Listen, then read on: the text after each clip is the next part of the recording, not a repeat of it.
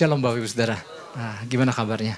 Wow, luar biasa ya, puji Tuhan. Pesan Tuhan buat kita pagi ini, minggu ini ya, pesan Tuhannya adalah gini, bangun devotion. Wow, pakai Inggris sedikit ya biar kita ngerti. Bangun devotion atau kehidupan bersaat teduh ya, bangun devotion dalam kurung ya, kehidupan bersaat teduh yang benar. Wow. Kalau saya cuman bilang bangun kehidupan bersaat teduh gitu ya, rasanya sangat umum, tetapi ada kata devotion, nanti saya jelaskan di bagian dalam ya. Oke, ini suatu pesan yang unik Bapak Ibu Saudara. Ya, kita bersyukur bahwa Tuhan terus ajar kita, ingatkan kita sampai mungkin buat hal-hal yang udah buat sebagian orang percaya hal bersaat teduh adalah hal yang sangat biasa sekali, udah umum, udah sering dilakukan. Ya, pesan buat saya hal yang unik ya, kalau sampai Tuhan ingatkan perkara bersaat teduh atau devotion ya. Tuh unik karena Tuhan merasa perlu mengingatkan ini, menyampaikan kepada kita umatnya ya. Kenapa disebut unik? Karena mungkin buat sebagian orang percaya ini sesuatu yang biasa, seseorang yang udah umum, rutin dilakukan ya. Unik juga karena ternyata di dalamnya terkandung hal-hal yang luar biasa yang mungkin orang percaya nggak apa sih ingatnya, nggak menyadari bahwa ternyata ada makna yang dahsyat yang mungkin terlupakan ya, karena apa, saking rutinnya kan kita kalau melakukan sesuatu yang udah rutin tiap hari, rasanya udah berjalan begitu aja tanpa rasa, iya kan? Kadang orang doa makan kan udah saking apalnya gitu ya. Sampai kadang gini, ini doa makan nih diresapi nggak gitu. Karena udah saking apal dan saking rutin dan sebelum makan ya kudu gitu ya. Nah mungkin seperti itu, sesuatu yang udah rutin dilakukan. Nah jangan sampai hal bersaat teduh adalah sesuatu yang udah biasa, yang rutin, yang udah nggak berasa makna pentingnya apa gitu. Oke, tanpa berlama-lama saya ajak kita buka dulu apa yang menjadi dasar daripada pesan Tuhan kita. Ayatnya di Mazmur 142. Mazmur 142 ini ayatnya 1-8 ya. Tetapi saya mau ajak kita baca ayat 1, 2, dan 3 ya. Nanti yang lainnya di bagian dalam. Saya mau ajak kita baca bergantian ya. Saya ayat 1 dulu. Nyanyian pengajaran Daud ketika ia ada di dalam gua, suatu doa, silakan. Dengan nyaring aku berseru-seru kepada Tuhan, dengan nyaring aku memohon kepada Tuhan. Aku mencurahkan keluhanku ke hadapannya, kesesakanku ku beritahukan ke hadapannya. Ya, ini sepenggal dulu ya tentang Mazmur 142.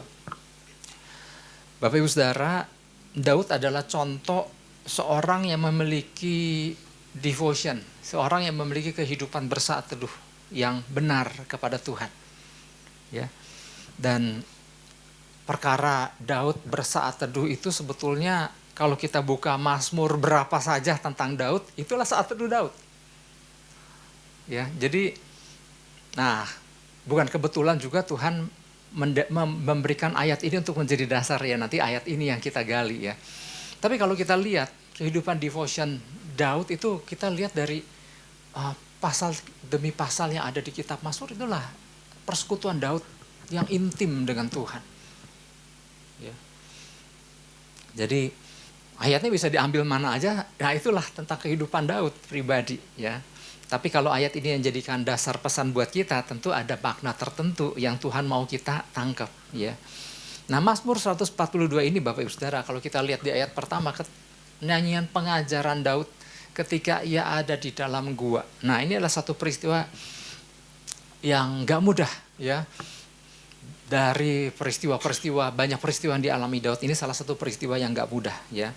Boleh dibilang di Mazmur ini adalah salah satu momen terendah, salah satu ya. Wah Pak, Daud punya banyak. Salah satunya ini momen terendah yang dialami Daud ya dalam hidupnya. Nah, Berdasarkan kondisi ini tentunya sangat tepat untuk menjelaskan tentang makna devotion, ya. Karena gini Bapak Ibu Saudara, saya nggak tahu ya apakah Bapak Ibu Saudara seorang yang mengikuti pesan demi pesan terus menerus dan melihat nih, kalau minggu ini pesannya ini, minggu depannya Tuhan bicara apa gitu. Apakah kita seorang yang seperti itu atau gini, pesan ini minggu ini udahlah, nanti minggu depan apa yang berlalu udah lewat semua, udah lupa. Tapi kalau kita perhatikan pesan demi pesannya Bapak Ibu Saudara, ya sejak memasuki bulan Mei kan, kalau kita perhatikan ada sesuatu yang hampir sama kan. Dari awal minggu pertama, kesetiaan Tuhan di tengah badai. Kemudian tetaplah berlari dalam lintasanmu.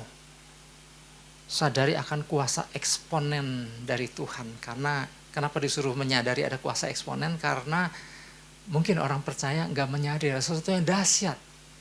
Kemudian pesan Tuhan minggu lalu apa? Apa yang Tuhan belum nyatakan selesai, jangan kita menyatakannya selesai. Artinya kalau kita lihat pesan demi pesannya adalah tentang mungkin ada umat Tuhan mungkin ada dalam keadaan yang gak mudah. Mungkin ada dalam keadaan yang galau. Ya. Nah semua pesan-pesannya adalah berkaitan dengan situasi. Ya, hal-hal yang gak mudah yang sedang dihadapi oleh banyak orang percaya. Nah memasuki bulan Juni, udah bulan Juni lagi ya. Memasuki bulan Juni sepertinya Tuhan sedang mengajarkan sesuatu. Ya, yaitu kepada kita orang-orang percaya. Bahwa pesan ini adalah sesuatu yang mungkin buat orang percaya udah dianggap sesuatu yang biasa, yang rutin. Tapi ternyata gini, Tuhan perlu mengingatkan karena apa? Gak sedikit orang percaya yang belum memahami atau belum melakukannya dengan benar tentang hal devotion ini. Karena apabila paham dan dilakukan dengan benar, mestinya terjadi suatu perubahan besar dalam kehidupan kita. Tapi dari minggu ke minggu rasanya kan semua tentang pergumulan. Ya pergumulan memang selalu ada gitu ya. Kalau kita kembali ke ayat yang pertama, di situ dikatakan cukup menjelaskan tentang situasi yang dialami Daud ya. Nyanyian pengajaran ketika Daud di dalam gua. Jadi gua yang dimaksud ini adalah gua Adulam. Di 1 Samuel 22 Bapak Ibu Saudara. Jadi pada waktu itu Daud sedang ada di dalam pelarian, dikejar-kejar, hendak dibunuh oleh Saul. Ya. Nah kira-kira mudah nggak situasi Daud ini? Pernah ada yang di sini mau dikejar-kejar, mau dibunuh? Enggak ya, kita rasanya nggak pernah kita ngalami situasi seperti yang dialami Daud. Daud ngalami itu. Dikejar-kejar dengan serius mau dibunuh sama Saul. Ya. Sangat nggak mudah situasinya. Ya. Nah, untuk belajar tentang hal memahami teori devotion ini akan lebih mudah ketika melihat bagaimana seorang sedang menghadapi situasi yang gak mudah. Seperti situasi yang dialami oleh Daud. Sama dengan pesan demi pesan yang kita jalani sepanjang bulan Mei adalah pesan-pesan yang gak mudah di tengah situasi yang gak mudah. Oke, sedikit latar belakang Bapak Ibu Saudara kenapa Daud bisa ada di Gua Adulam. Setelah mengalahkan Goliat Bapak Ibu Saudara ya. Daud betul-betul hidupnya berbeda. Bagaikan sorotan ribuan lampu spotlight ditujukan kepada dirinya. Jadi Daud benar-benar menjadi pembicaraan negara. Wah, bagaimana seorang anak muda mengalahkan Goliat. Dan saya pernah menyampaikan sejak peristiwa Goliat mati, Daud itu sampai nggak sempat pulang lagi ke rumahnya, langsung dibawa ke istana, diangkat menjadi salah satu kepala daripada tentaranya Saul. Sejak saat itu Daud mengabdi sebagai kepala tentara daripada kerajaan Israel, yang rajanya adalah Saul. Hidupnya langsung berbeda, maksudnya benar-benar diangkat tinggi-tinggi Bapak Ibu Saudara. Dari seorang penggembala kambing domba menjadi seorang penyelamat bangsa. Jadi seorang pahlawan. Tiba-tiba dapat istri. Anak raja. Tiba-tiba posisinya menantu raja loh. Ya. Dia kemudian memiliki sahabat terbaik namanya Yonatan. Dan dia benar-benar mendapat promosi yang serius. Ya, dari seorang yang menggembalakan domba menjadi seorang pemimpin daripada pasukan-pasukan tentara Israel. Musuh-musuhnya takut sama Daud. Orang-orang menghormati Daud. Ya, para wanita-wanita sampai menyanyikan lagu. Saul mengalahkan beribu-ribu tapi Daud berlaksa-laksa. Ya. Jadi orang semua menyanjung Daud. Tetapi gara-gara lagu ini Bapak Ibu Saudara, ada satu orang yang sangat benci dengan lagu ini. Orang ini namanya Saul. Saul merasa dirinya tersaingi sama Daud. Waduh, Daud begitu disanjung. Sehingga Saul kehilangan, wah aku kan sebetulnya rajanya. Kenapa kok Daudnya yang ditinggikan seperti itu? Ya. Dan selanjutnya, selain dia membenci lagu itu, ia membenci Daud. Ia iri sama Daud. Lalu mulai timbul keinginan di hatinya ingin membunuh Daud. Ya. Kalau yang iri teman Daud, ya seberapa batasnya sih seorang biasa kalau iri. Tapi kalau raja yang iri, cemburu dan ingin membunuh. Wah ini berarti Daud menghadapi satu situasi yang gak mudah. Ada orang yang dengan serius yang memegang kekuasaan di negeri yang mencoba menghancurkan hidupnya. Ya, Daud mulai kehilangan banyak hal, ya. Mulai terjadi dalam kehidupannya beberapa ayat ke depan. Ini kan di 1 Samuel, kalau kita baca detailnya kan di 1 Samuel 20 di 1 Samuel. Nah, beberapa ayat selanjutnya ia mulai kehilangan rumahnya, mulai kehilangan istrinya, kehilangan pekerjaannya, kehilangan sahabatnya. Ya. Kehilangan mentornya, nggak pernah ketemu lagi kan sama Samuel sejak saat itu. Dan kemudian singkat cerita, pernah sih lari ke Filistin, tetapi kemudian singkat cerita 1 Samuel 22 dia masuk ke dalam sebuah gua yang bernama Gua Adulam. Dan di kisah di Gua Adulam, belum lama sampai di Gua Adulam, di sana ternyata sudah banyak orang-orang berkumpul di dalam gua. Ya kalau kita lihat di 1 Samuel 22 ayat 1 dan 2, di situ dikisahkan, bergabunglah saudara-saudaranya ya karena mendengar Daud yang selama ini lari sana sini ada di Gua Adulam, ayat 2. Nah di situ berhimpunlah juga kepadanya setiap orang yang dalam kesukaran, setiap orang yang dikejar-kejar tukang piutang, setiap orang yang sakit hati, maka ia menjadi pemimpin mereka. Bersama-sama dengan dia ada kira-kira 400 orang. Ya. Jadi berkumpullah ya Daud bersama orang-orang yang dengan segala permasalahannya. Ya memang ini nggak diceritakan, ini kan berdasarkan kategori mungkin ya. Setiap orang yang dalam kesukaran, wah ya itu kan nggak dirinci lagi. Daud mungkin termasuk orang-orang yang ada di dalam kesukaran. Maklum ada yang mau bunuh dia dengan serius. Ya. Dan berkumpullah. Jadi kita tahu bahwa di dalam gua, ya Daud yang sedang mengalami masalah besar itu ternyata berkumpul juga orang-orang yang senasib dengan dia. Ya, Daud yang terjadi adalah gini Bapak Ibu Saudara, nggak diceritakan lagi kan sejak di sini kan masuklah Daud berkumpullah di dalamnya bersama-sama. Memang di salah satu di Samuel 22 ini ada momen di mana Daud sempat membawa keluarga saudara-saudaranya untuk dititipkan dulu kepada seorang raja. Kemudian dia baru gabung lagi di Gua Adulam. Nah, oke. Kemudian kan kita nggak tahu nih apa yang terjadi di Gua Adulam. Yang kita tahu,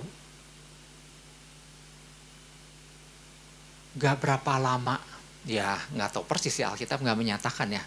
Setelah Daud keluar dari Gua Adulam, tampillah Daud bersama 400 orang-orang hebat. Ada sesuatu yang terjadi di dalam gua Bapak Ibu Saudara. Nah gak diceritakan tuh apa yang terjadi, tetapi di Mazmur 142, ada secuplik kisah tentang apa yang terjadi pada waktu Daud di dalam gua. Daud ngapain sih di dalam Gua Adulam? Nah di Mazmur 142, di situ dikisahkan bagaimana Daud waktu menghadapi pergumulan itu. Bagaimana waktu dia datang sama Tuhan. Bagaimana waktu dia menjalani devotion sama Tuhan. Nah ini ada tertulis. Nah oke, nanti kita akan lebih detail lagi. Nah ini menjadi pesan Tuhan buat kita. Sesuatu yang tampaknya biasa, namun akan berdampak luar biasa apabila dilakukan dengan benar. Bersaat teduh, melakukan devotion, apabila hanya dipahami sebagai pengambilan sedikit waktu luang atau mengambil masa hening, quiet moment di tengah aktivitas dalam satu hari untuk berdoa dan baca Alkitab, ya adalah pray, praise and worship, ya. Yang nggak sia-sia, ya. Tidak salah dengan semuanya itu. Dan rasanya hampir semua orang percaya, itu nggak tahu juga ya. Rasanya hampir semua orang percaya melakukan itu. Harusnya terjadi perkara yang luar biasa. Mestinya menghasilkan perkara-perkara luar biasa seperti hasil Daud ketika keluar dari gua. Seperti hasil para 400 orang ketika keluar dari gua. Artinya gini, saya mencoba merenungkan apa yang menjadi pesan Tuhan buat kita ini. Dalam arti kata lain, Tuhan lagi bilang begini nih. Mestinya hasil daripada saat teduh kita, hasil daripada devotion kita, harusnya terjadi pemulihan. Harusnya terjadi perubahan dalam kehidupan kita.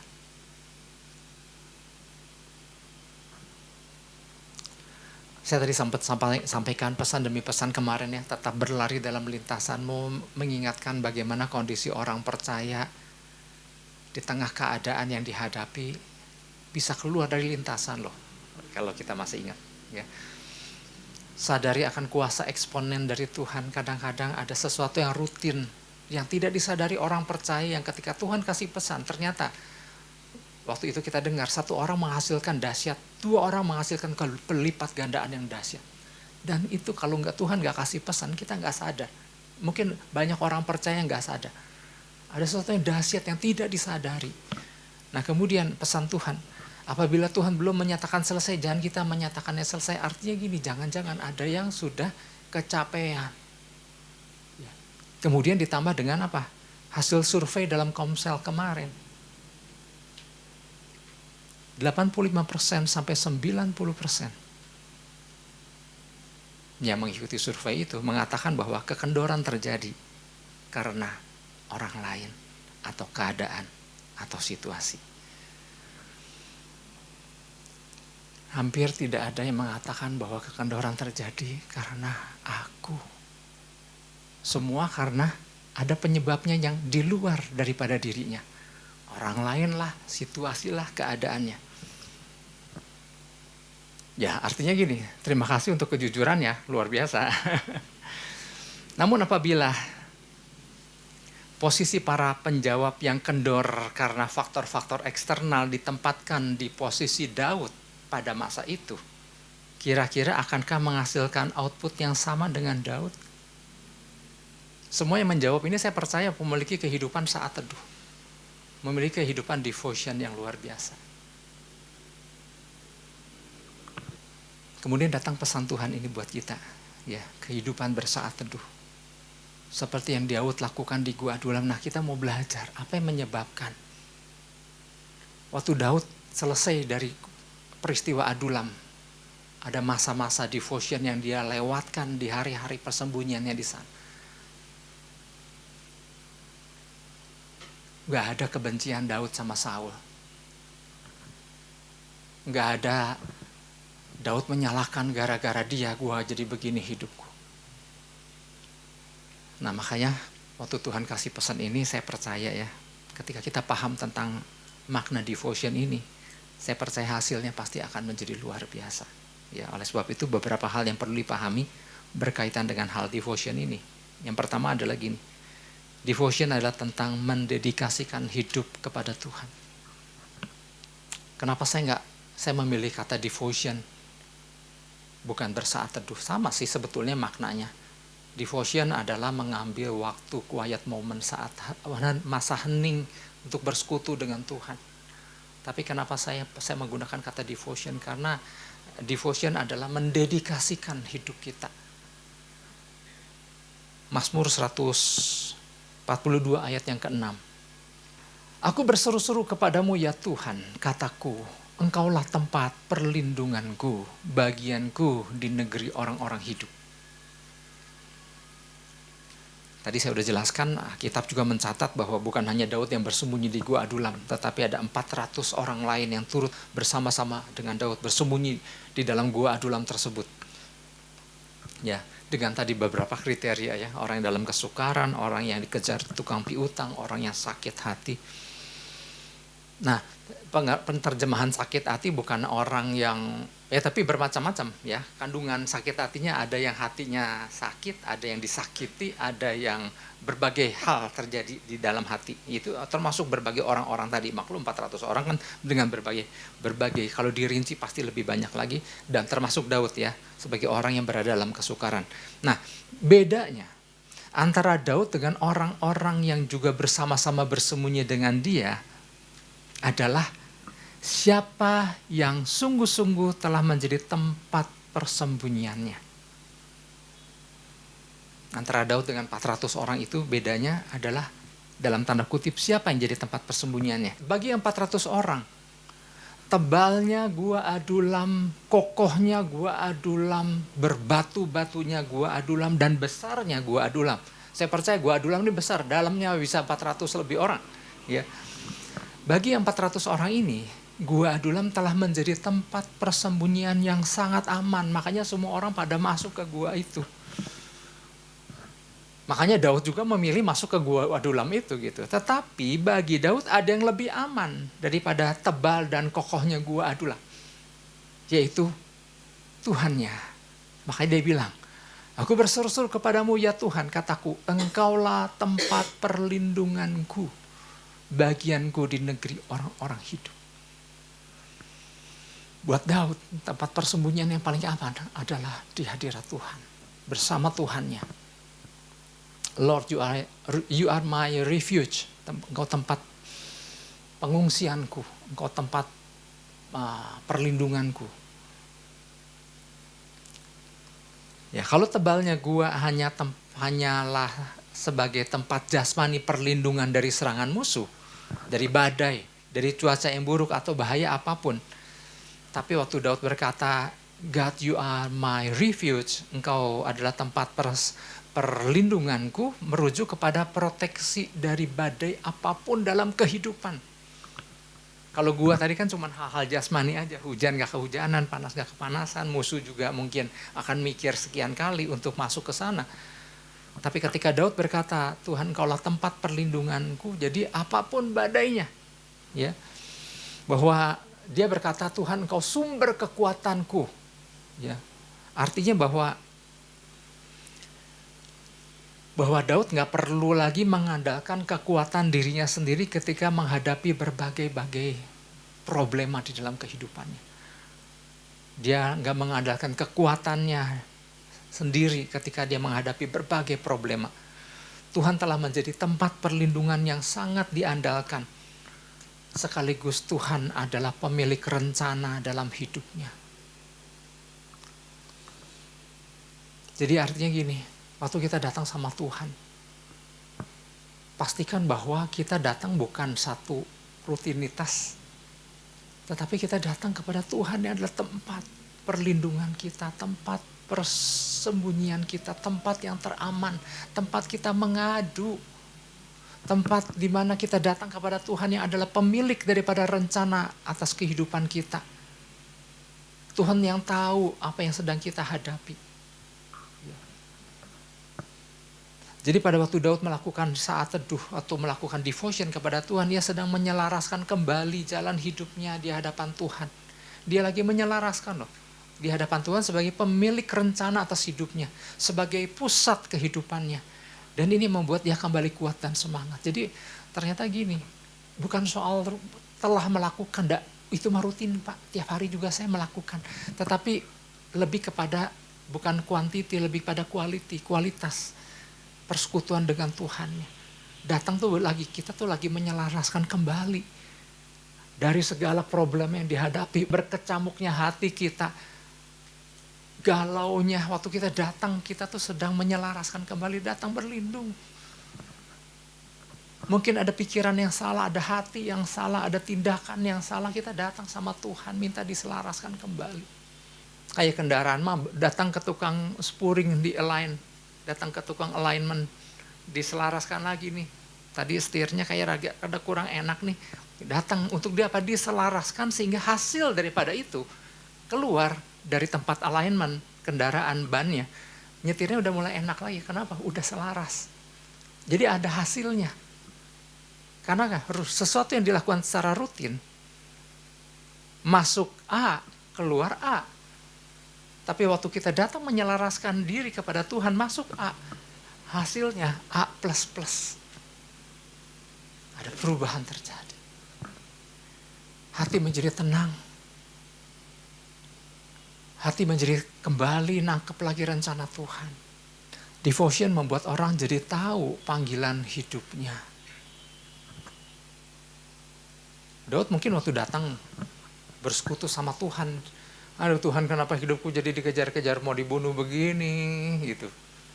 Nah waktu devotion itu, nah waktu dia datang kepada Tuhan yang adalah tempat persembunyiannya, tempat pengungsiannya, dia kembali diingatkan lagi banyak hal. Bahwa Tuhan punya rencana luar biasa. Kenapa Tuhan bawa ia di dalam kondisi seperti itu. Nah di hadirat Tuhan itu dia tangkap kembali. Karena dia datang kepada Tuhan yang memiliki rencana dahsyat dalam hidup. Itulah sebabnya Daud harus mengarahkan juga hidup ratusan orang-orang yang bersama-sama dengan dia di dalam gua tersebut. Dari orang-orang yang sebelumnya menjadikan tebalnya tembok gua Adulam menjadi tempat perlindungan, kemudian gini, lewat keberadaan Daud, ini orang kemudian dirubahkan loh, diselaraskan hatinya. Yang tadinya mengandalkan tebalnya gua Adulam, orang-orang ini diarahkan untuk menjadikan Tuhan sebagai tempat perlindungan. Makanya kita lihat kan, bagaimana orang-orangnya Daud itu semua punya hubungan sama Tuhan.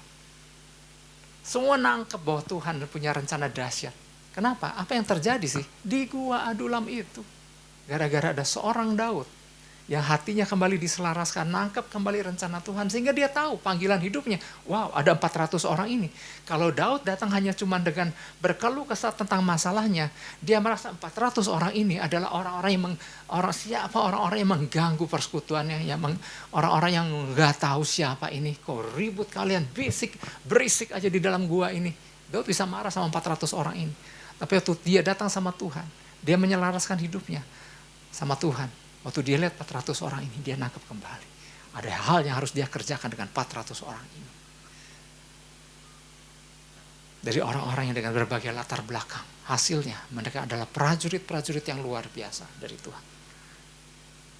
Jadi ternyata gini, hasil devotion Daud, ketika dia mendedikasikan kembali hidupnya, dia tahu apa yang harus dia lakukan. Terhadap dirinya. Dia juga tahu apa yang harus dia lakukan terhadap orang-orang yang bersama-sama dengan dia. 400 itu enggak sedikit loh. Tetapi 400 ini diubahkan. Kenapa? Daud tahu Tuhan punya rencana. Lewat diri Daud, dia harus mengubahkan hidup banyak orang. Nah sebelum dia mengubahkan hidup banyak orang, tentunya hidupnya sudah berubah. Jadi devotion yang dilakukan dengan benar akan menghasilkan semangat, akan menghasilkan gairah, akan memulihkan kembali tujuan hidup, bahkan memulihkan kembali tujuan hidup orang lain di tengah apapun problem yang dihadapi. Bukan menghasilkan kekendoran dan orang lain yang menjadi penyebabnya, bukan itu. Nah ternyata gini yang menarik Bapak Ibu Saudara. Satu hal yang menarik yang membuat mengapa 400 orang yang berada di dalam gua yang tidak lama kemudian, ya ini relatif, yang tidak lama kemudian menjadi orang-orang yang mempercayai Tuhan. Tapi bukan cuma itu aja loh. Mereka bukan yang tadinya mengandalkan kekuatan gua dan kemudian mengandalkan kekuatan Tuhan. Bukan cuma perubahan itu aja. Mereka menjadi 400 prajurit-prajurit yang terampil. Menjadi prajurit-prajurit yang punya patriotisme. Semangat juang. Ya, yang kemudian tambah satu pasal ke depan. Enggak usah dibuka 1 Samuel 23, tadinya 22 kan. 23. Jumlah mereka menjadi 600 prajurit-prajurit Daud yang luar biasa. Kenapa bisa demikian? Ternyata gini, kan tadi kan saya sempat sampaikan peristiwa gua Adulam kan 1 Samuel 22. Kalau baca satu pasal sebelumnya, nggak usah dibuka juga, 1 Samuel 21. Di situ sebelum Daud masuk ke Gua Adulam, Daud sempat mampir ke sebuah tempat yang bernama Nob. Dan di situ ada tempat ibadah di mana di situ ada imam yang bernama Ahimelek. Daud lapar dan Daud dikasih roti persembahan kan. Nah, setelah singkat cerita, saya nggak bahas itu terlalu dalam. Setelah selesai dikasih makan, Daud bertanya sama Imam Ahimelek, adakah senjata di sini? Daud tuh sendirian, Daud nggak pegang senjata. Maklum dalam kondisi sedang dikejar-kejar. Daud bertanya sama Imam Ahimelek, adakah senjata di sini? Kata Imam Ahimelek, aku nggak punya senjata, tombak pedang aku nggak punya. Tapi di tempat ini ada terbungkus satu pedang, dibungkus oleh kain, di balik baju efod. Nah, paling ada ini. Pedang apakah ini? Ini pedang Goliat. Lalu Daud menerima pedang itu. Ya kita bacalah 1 Samuel 21 ayat 9. Kenapa saya pasti menyampaikan ini? Kan ini menarik sekali. Kemudian berkatalah imam itu, pedang Goliat orang Filistin yang kau pukul kalah di lembah Tarbantin. Itulah yang ada di sini. Terbungkus dalam kain di belakang efod itu. Jika engkau hendak mengambilnya, ambillah. Yang lain tidak ada, hanya ini. Kata Daud, tidak ada yang seperti itu. Berikanlah itu kepadaku. Jadi diambil gak pedang Goliat? Diambil. Jadi sejak dari situ, Daud tenteng-nenteng pedang Goliat, terbungkus sih. Jadi waktu masuk ke dalam Gua Adulam, saya percaya pedangnya kan masih ada. Karena kan gak lama kemudian masuklah Daud ke Gua Adulam. Apa yang membangkitkan 400 orang ini? Sehingga mereka menjadi prajurit-prajurit yang luar biasa. Selain hasil daripada devotionnya Daud. Selain hasil dari masa saat teduh Daud selama ada di Gua Adulam. Daud juga bercerita banyak. Pasti ada yang nanya. Bro, saya nggak tahu ya. Pak Daud, ini pedang apa? Daud cerita. Ini pedang Goliat. Mungkin kalian pernah dengar ada Goliat yang tingginya hampir 3 meter. Aku loh itu. Karena pertolongan Tuhan. Aku kalahkan itu. Mungkin Daud cerita. Bangkitlah rasanya. Semangat kebangsaan daripada 400 orang ini. Itu kan pedang gede kali ya. Kita bisa bayangkan di tangan Goliat kan yang besar itu. Ada kesaksian, ada testimoni Daud tentang peristiwa itu. Makanya gak heran, selama di Gua Adulam itu terjadi revival yang luar biasa. Jadi saya mau sampaikan gini, hasil sebuah devotion yang benar, menghasilkan revival, katakan amin. Menghasilkan semangat, menghasilkan kembali berkobar jiwanya, nangkep lagi tujuan Tuhan. Apa yang harus dia lakukan. Kemudian dia juga tahu apa yang harus dia lakukan dengan orang-orang yang ngumpul yang begitu banyak ini. Terbukti hasil daripada peristiwa Adulam. Muncullah satu pasukan besar yang luar biasa. Yang kalau diceritain orang-orangnya, satu orang saja sanggup. Waktu itu ada satu yang bernama Sama menghadapi 800 Filistin seorang diri dengan sebuah tombak atau pedang. Yang sampai pedangnya nempel itu di tangannya. Artinya wow, ini menjadi hasilnya orang-orang Daud yang luar biasa. Jadi melalui pedang Goliat tadi, Daud melalui kesaksiannya membangkitkan atau mengimpartasi semangat orang-orang di sana untuk kembali terbakar, untuk menjadi terbakar ya jiwa patriotisme untuk sama-sama berjuang untuk tujuan Tuhan. Jadi jangankan Daud yang terbakar untuk menangkap kembali tujuan Tuhan, 400 orang ini yang nggak ada tujuan. Akhirnya menjadi 400 orang yang punya tujuan luar biasa dalam hidupnya. Jadi ternyata gini, wow, hasil persekutuan Daud dengan Tuhan di dalam gua menghasilkan perkara dahsyat loh. Itu yang pertama. Yang kedua, yang pertama devotion adalah tentang mendedikasikan hidup kepada Tuhan. Yang kedua devotion adalah tentang kejujuran. Dan mau menyelaraskan hati dengan firman Tuhan. Mazmur 142 ayat 3 dan 4. Di situ ditulis gini, aku mencurahkan keluhanku ke hadapannya, kesesakanku ku beritahukan ke hadapannya, kepada Tuhan. Ketika semangatku lemah, lesu di dalam diriku, Engkaulah yang mengetahui jalanku. Di jalan yang harus ku tempuh, dengan sembunyi mereka memasang jerat terhadap aku. Bapak Ibu Saudara, ya inilah sekelumit apa yang terjadi di dalam gua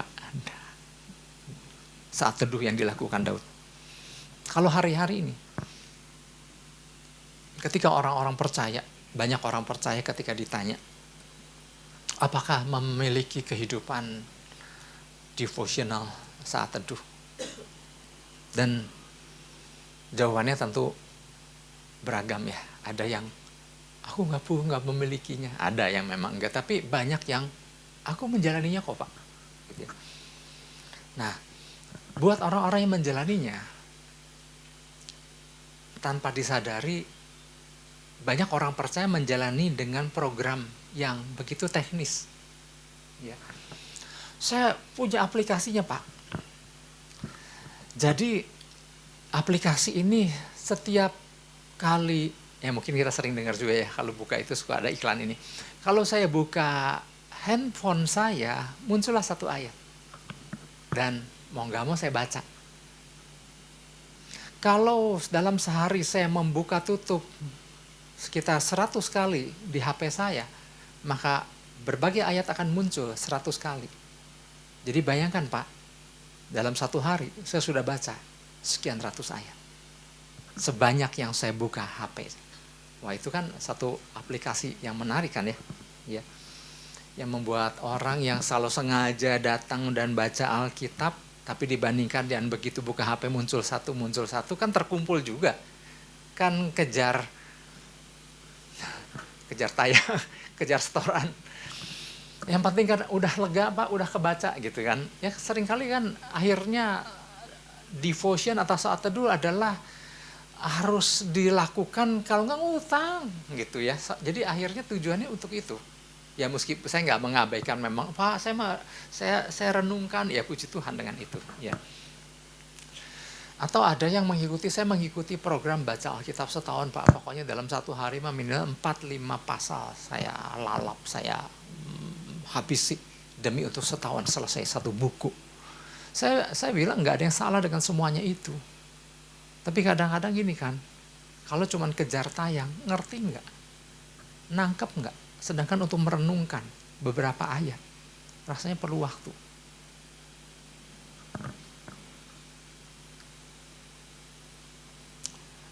Karena ternyata tanpa disadari atau tanpa disadari, banyak orang yang di hadirat Tuhan ya udah, yang penting ada di Alkitab, selesaikan sekian banyak, penjelasan ada Bible study. Kemudian ada doa, pujian, penyembahan, ya udah selesailah semua. Beres satu hari. Ya. Saya nggak bilang itu salah Bapak Ibu Saudara.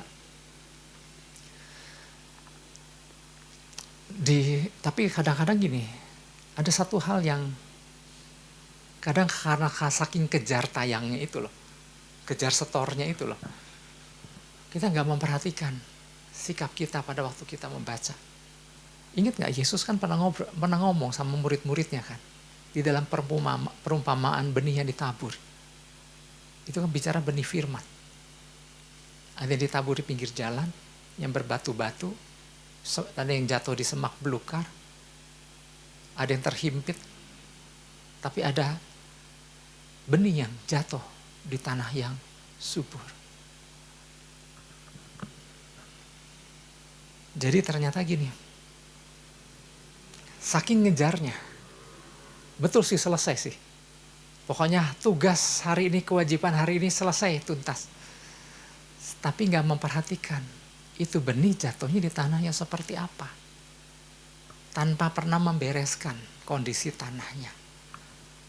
Makanya Yesus kan bilang kan, kalau yang jatuh di tanah berbatu-batu ya udah, nanti gak lama juga ada burung yang ngambil.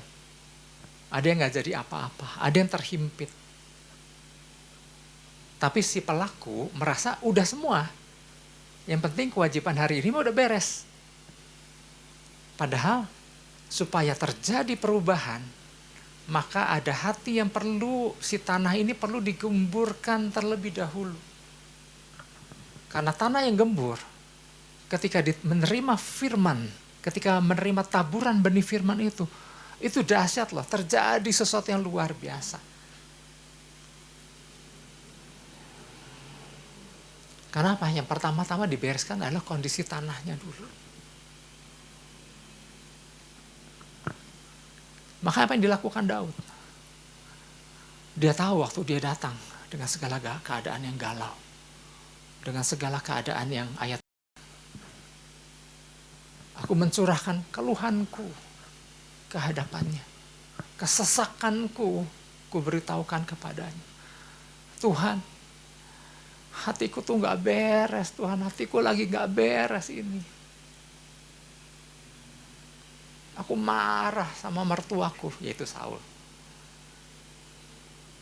Salah apa aku?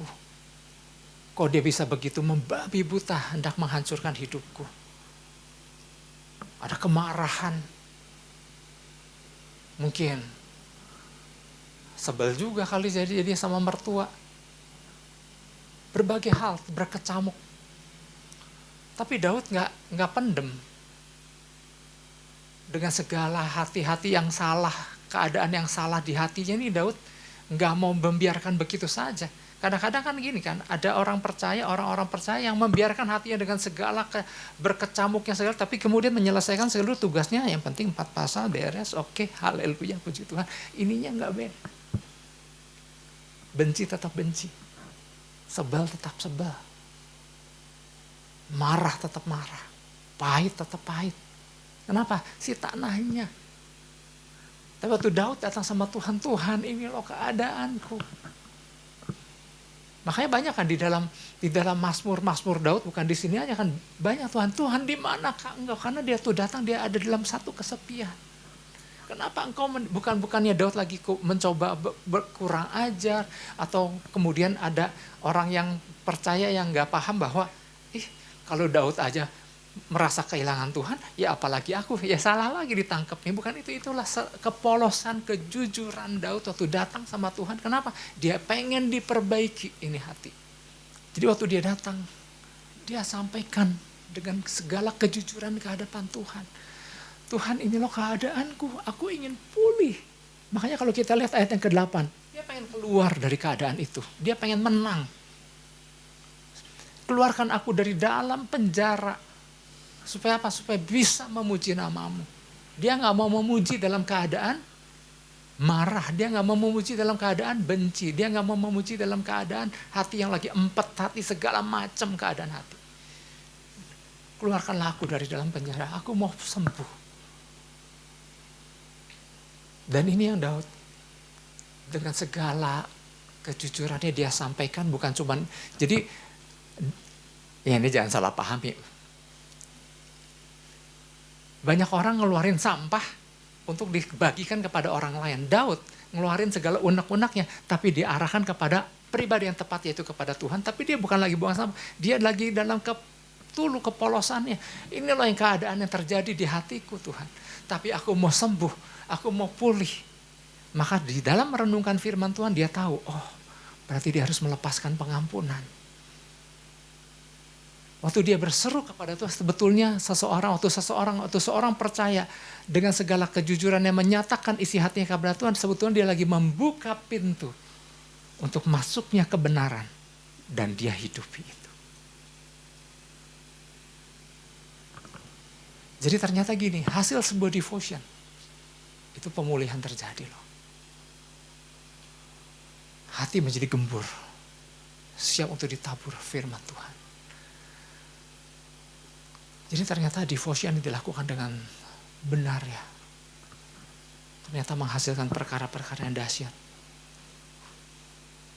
Daud gak ada tulis betapa dia sebelnya sama Saul. Betapa dia benci sama orang yang merusakkan hidupnya. Kehilangan banyak hal gara-gara Saul. Enggak.